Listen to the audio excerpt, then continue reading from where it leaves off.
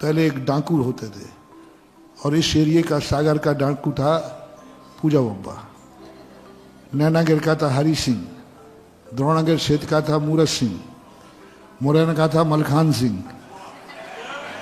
और नाम बताऊं? अरे साधुओं के पास साधुओं के नाम नहीं होते, क्योंकि डाकुओं को जब उपदेश देना है तो डाकुओं का उदाहरण देना पड़ेगा, और साधुओं को उपदेश देना है तो संसारी को उपदेश देना है तो कोई संसार का ही उदाहरण देना पड़ता है। उसके बाद जब हम लोग गए, सागर जेल में ही बंद था, हम कुछ छात्र मिलकर के वहां गए थे। उससे एक ही जवाब किया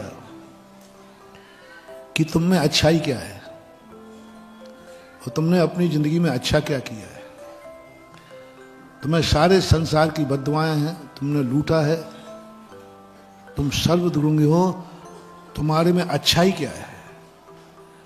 क्योंकि सारा संसार कह रहा है तुम संसार के सबसे बुरे आदमी हो, क्योंकि डाकू हो। बोलो भाई, डाकू को सब लोग क्या मानते हैं? सब बुरा आदमी है, सब बुरा है।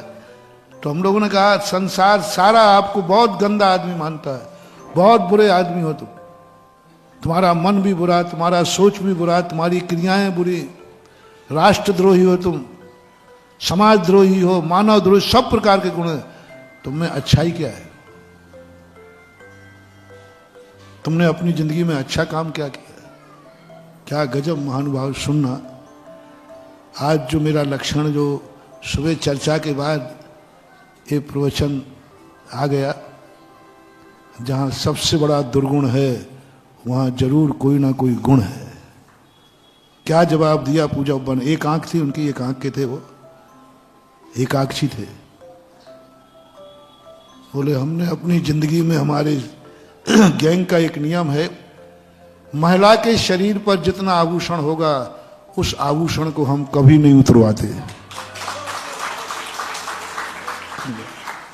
चाहे किलो से सोना हो, पहने हुए हो, रखा हुआ ले लेंगे, लेकिन शरीर पर नहीं उछवाते।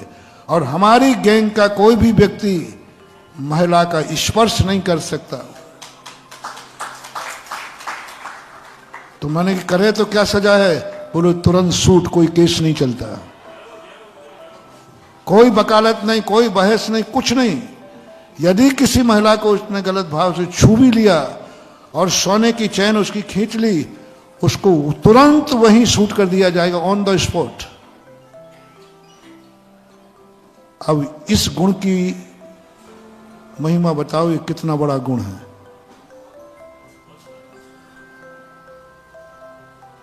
ये गुण का तुम बड़े बड़े अच्छे लोगों में भी ना हो। यदि मौका पड़े तो तुम किसकी चैन खींच लोगे? तुम नहीं, मतलब कोई ना करेगा। और तुम्हारी कह दी जाए तो कोई बड़ी बात नहीं है, ध्यान रखना।